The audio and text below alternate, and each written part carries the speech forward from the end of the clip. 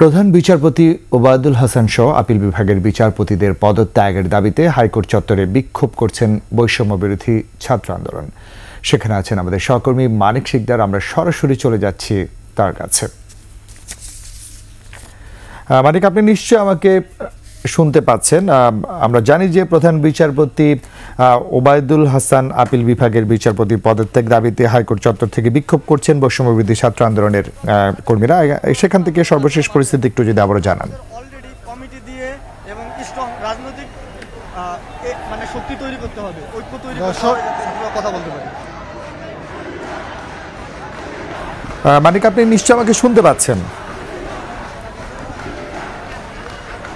দর্শক, আমরা আছি উচ্চ আদালতে এবং আপনারা দেখছেন যে এখানে কিন্তু আবারও স্লোগান চলছে, আবারও সংগ্রাম চলছে বলা যায়।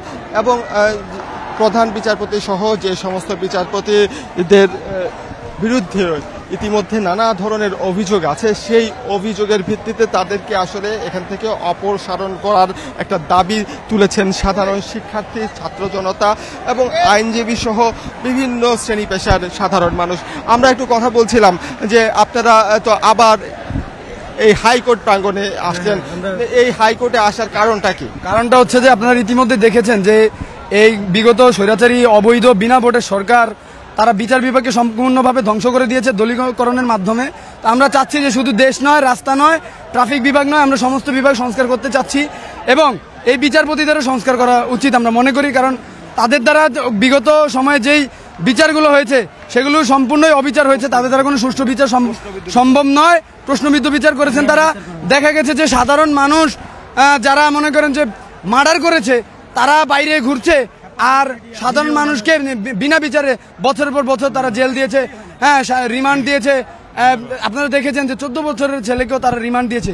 আমরা মনে করছি যে এই বিচারপতিদের দ্বারা কোনোভাবেই সুষ্ঠু বিচার হওয়া সম্ভব নয়। তাদেরকে অনতিবিলম্বে পদত্যাগ করতে হবে, না হলে পদত্যাগ করার জন্য যা যা করার দরকার আমরা তাইতেই করব। আপনারা দেখেছেন যে আয়নাঘরের মধ্যে মানুষকে বিনা বিচারে বছরের পর বছর তারা কারাদণ্ড দিয়েছে এবং তাদের কারাদণ্ডের কারণে মানুষ যারা ভুক্তভোগী তাদেরকে আয়না করে নিয়ে বছরের পর বছর আটক করে রাখা হয়েছে, নির্যাতন করা হয়েছে। অথচ তারা আমাদের টাকায় বিলাসবহুল জীবনযাপন করছে, বাসভবনে থাকছে।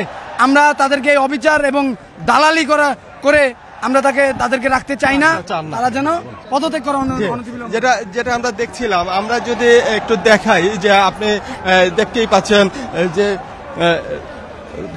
এই উচ্চ আদালত প্রাঙ্গণের এনএস ভবনের সামনে অসংখ্য মানুষ জাতীয় পতাকা হাতে।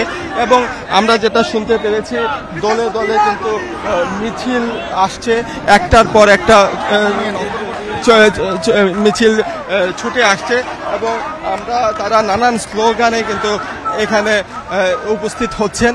এবং আমরা যেটা সড়কেও দেখেছি, সড়কে এতক্ষণ যারা পাহারায় ছিল, যারা ট্রাফিক সিগন্যালের দায়িত্বে ছিল, তারাও সেই সমস্ত জায়গা থেকে কিছু লোক সরিয়ে এনে এই আদালত প্রাঙ্গণে ছুটে আসছেন।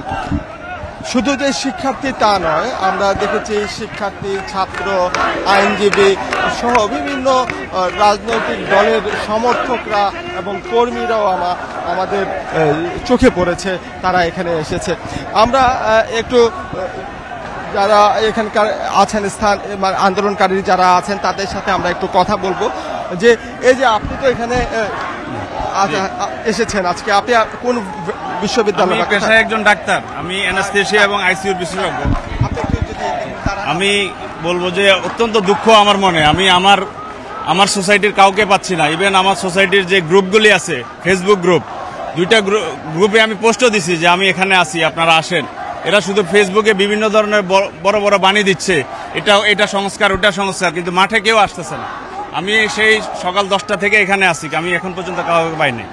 আমি যতটুকু জানছি এখানে যতটুকু যে বিচারপতিদের দ্বারা একটা আওয়ামী বিচারপতি, গুন্ডা বিচারপতিদের দ্বারা একটা রায়ট হওয়ার একটা প্ল্যান কারা করছে এবং এটা ছাত্ররা জানতে পারছে এবং ছাত্রদের গ্রুপে ওরা পোস্ট দিছে যে বিচারপতিদের এরকম একটা মোটিভ আছে, তারা সবাই মিটিংয়ে বসছে যে তারা একটা বিদ্রোহ করবে। এজন্য আমরা সবাই আসছি। যে সকল বিচারপতিকে আমরা যাতে আমরা পদত্যাগ করি, সাথে প্রধান বিচারপতি অবশ্যই। যে আমরা শুনছিলাম এখানে চিকিৎসকরাও কিন্তু এসেছে এবং এই আন্দোলন চলছে। এই আন্দোলনের পরবর্তী সংবাদ আমরা জানাবো। এবার চলে যাচ্ছি আমাদের মূল স্টুডিওতে। আপনাকে অনেক ধন্যবাদ। দর্শক, আমরা প্রধান বিচারপতি ওবায়দুল হাসান সহ আপিল বিভাগের বিচারপতিদের পদত্যাগের দাবিতে হাইকোর্ট চত্বর থেকে বিক্ষোভ করছিলেন যে বৈষম্য বিরোধী ছাত্র আন্দোলন সহ সাধারণ জনতা, তাদের মতামত শুনছিলাম আমাদের সহকর্মী মানিক শিকদারের কাছ থেকে।